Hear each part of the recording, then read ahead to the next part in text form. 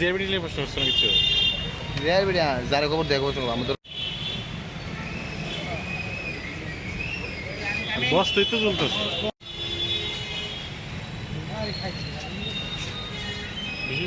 এই শঙ্কর দা ভালো আছে।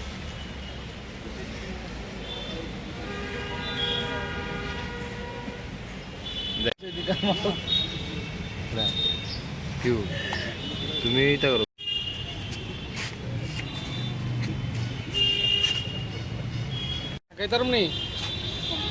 না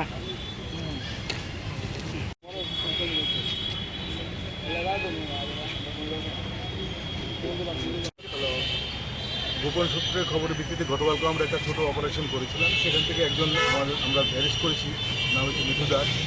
তাকে জিজ্ঞাসাবাদ করার পর কিছু তথ্য আমাদের কাছে আসে। সেই অনুযায়ী আজকে আমরা কয়েকটা গাড়িকে আমরা আইডেন্টিফাই করার চেষ্টা করেছি।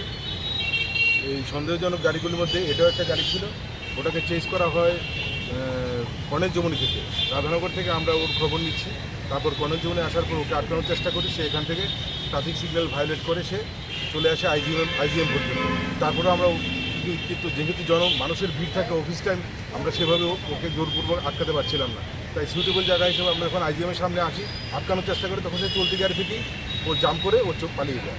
তো এনিহাও আমরা গাড়িটাকে সামলে নেই, কারণ নয়তো অন্য অ্যাক্সিডেন্ট হবে। তো আটকানোর পরে দেখি এটার মধ্যে অনেকগুলি এসকাপ আছে, যেগুলি ব্যাচ নাম্বার বিভিন্ন। তাই আমরা এখন সঠিক যত কাউন্ট করে বলতে পারছি না, এখনই আমরা কাউন্ট করে নেব। তবে অনুমান 5 থেকে 600 মাল তো হবেই এখানে। কোন দিক থেকে মানে আসছিল মাল? এটা রাধানগর দিক থেকে গাড়িটা এভাবে ঘুরে টাউনের দিকে আসছে। গাড়ির মালিককে কি জানা গেছে কে? এটা জেনে নেবো আমরা, সব জেনে নেব। বাজার মূল্য কত হবে? বাজার মূল্য তো 5 থেকে 6 লাখ টাকা। 6 লাখ টাকা কি গাড়িতে কি ছিল? গাড়িতে কি ড্রাইভার ছাড়া আর অন্য কেউ ছিল না? কেউ ছিল না। কোন জায়গা থেকে কোথায় যাওয়া? এটা আমি জানি না এটা কোথায় মাল ডিসপোজ করবো, সে করার চেষ্টা করছিল। কিন্তু আমরা যখন ধাওয়া করি তখন সে আইজিএমের দিকে চলে আসে, কর্ণের জমনি হয়ে আইজিএম হয়ে টাউনের মধ্যে ঢোকার চেষ্টা করে।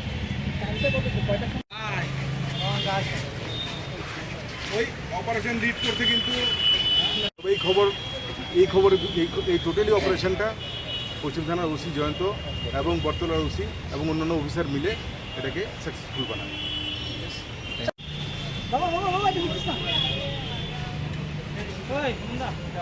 ঠিক আমি কয়ে দেবো, গোপন সূত্র খবর না, এটা নন্দুর খবর অনুযায়ী মাল ধরা করতে আমি কয়ে দেবো, দেখছি মিডিয়া।